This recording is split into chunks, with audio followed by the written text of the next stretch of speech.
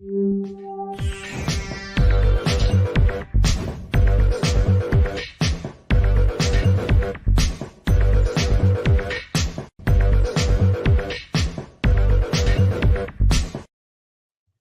everybody, welcome to the show. You know where you are, the 9 at 9 with me, Tigo. And you know I love bringing in experts. You know I do. And I love bringing Katherine Sellery here because she's kind of our parenting, family, village, just helps us answer those questions, especially me with my grandkids. You know, the one that's almost 3 that tells me no almost 24 hours a day. Yeah, she's that person. So today we're going to talk about, why don't our kids listen?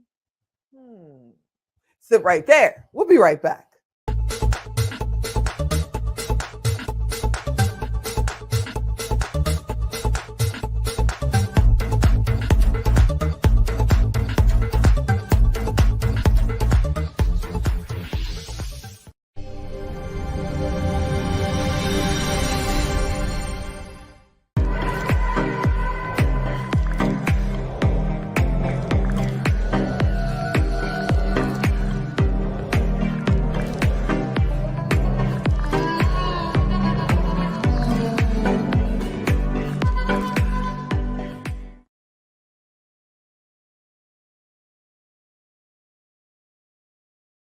Hey, welcome back. Yep, you heard me right. We're going to figure out just why our kids don't listen. I just think my grandkids are just too cool to listen, but I know Katherine Sellery has the real reason. Hey, Katherine, are you out there? You crack me up, Tigo. I am just, chuckling along here.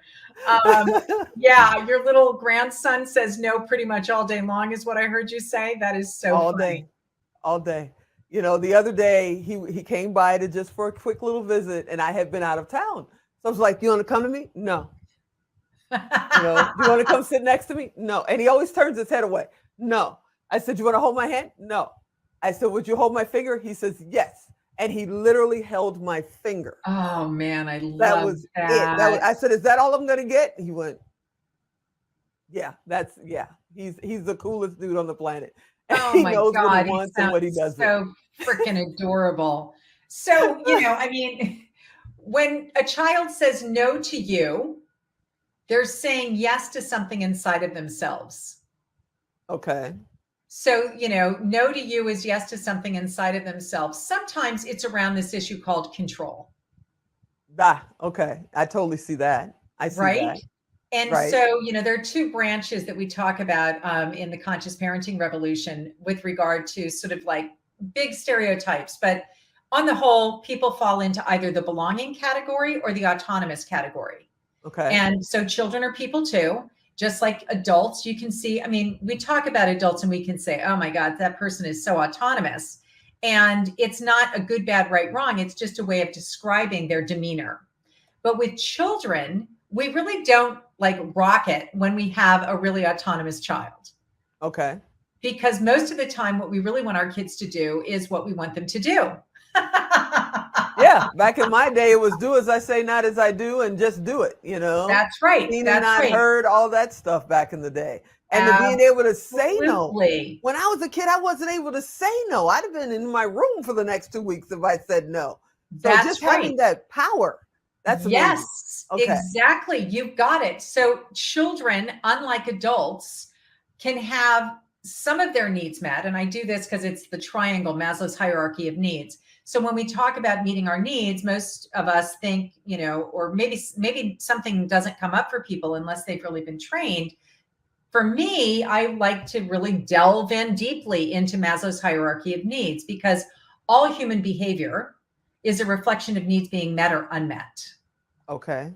So if you see the tragic expression of an unmet need, you can say, wow, I wonder what the underlying unmet needs are that are giving rise to this expression. Rather than evaluating if the expression is a good expression or a bad expression, it's just a expression. Now, of course, some expressions reveal that somebody is so fulfilled and loving and joyful and dancing on the stars.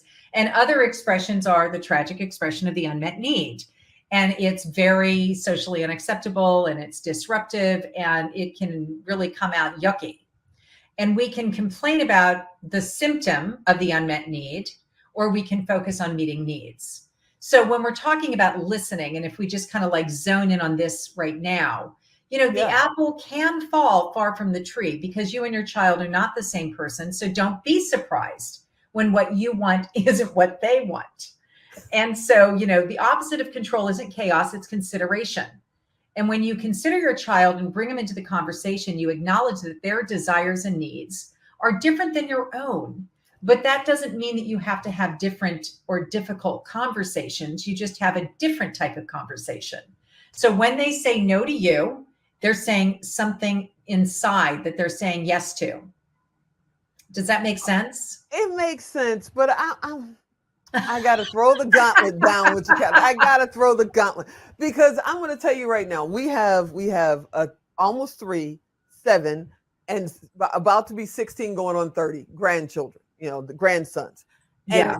And the youngest, I truly believe he loves no because he loves seeing the reaction of everybody because he'll look up at you to just kind of see if you're going to react. And I don't care what it is.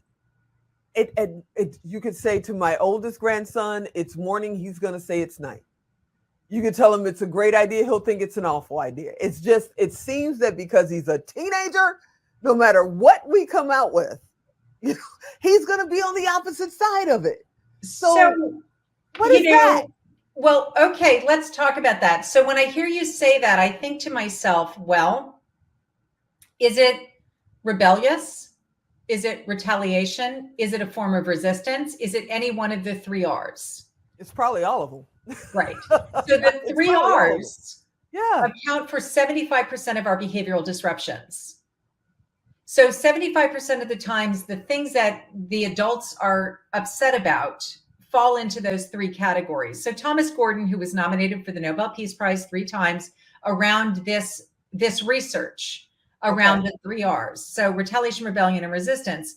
And we know that the 3 R's are activated by a controlling form of discipline. Okay. So we're back to kind of where we started a few minutes ago. So, this idea of parents who are making the mistake to try to control their child in some way, what happens is that the child doesn't want to be controlled, regardless of what their age is. In fact, I don't think anybody wants to be controlled. So instead of trying to change behavior through control, we try to work and develop transformation in behavior through connection. All right. And okay. I can see that with younger kids, but teenagers, especially the one that's in my family right now, teenagers seem to, no matter how hard you try to connect, they seem to they spend even more energy trying not to connect. So how do you get around it? How do you actually connect? So I would say the first thing is that, this sounds really harsh, but we sow seeds and then we reap the harvest. Okay. So if you have a resentment flow in a teenager, it didn't come out of nowhere. It's actually the harvest of what I'm going to assume was many seeds that had been planted up until then, where there still was some of that transgenerational because I said so in the family system. Stop knowing me. Stop it. Okay. I knew she was going to call me out. See? I knew it. See? Right? I just had a hunch. So if there's been planting of seeds he said he was 16, for 16 years, that a good child is well behaved when they do as they're told, then if you have that seed being planted, you are absolutely going to generate the retaliation, rebellion, and resistance. And so if you want to get rid of the R's over here, you have one very simple way of doing it. You change the way the seeds you plant, and what you generate will change. Does it make sense? No, that makes perfect sense. Yeah. And I'm sure he's going to watch this episode and say, see, it's not me. I knew it was y'all.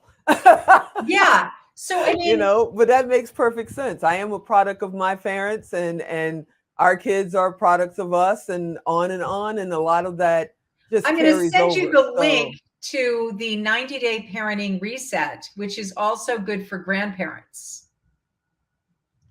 I'm just in my therapy session. Okay. So before Alan cuts us off, and I appreciate the link, We will definitely be diving into that. How do people get in touch with you? If they want the link, if they want to know more about you, how do they get in touch with you? Absolutely. So great. So yes, come to the consciousparentingrevolution.com and look around, explore, get on our newsletter. And if you want to look under resources and join the 90-day parenting reset, we would love to support anybody who thinks, maybe I do need a reset. Maybe I need a reboot. Maybe I need to do parenting 2.0 or grandparenting 2.0.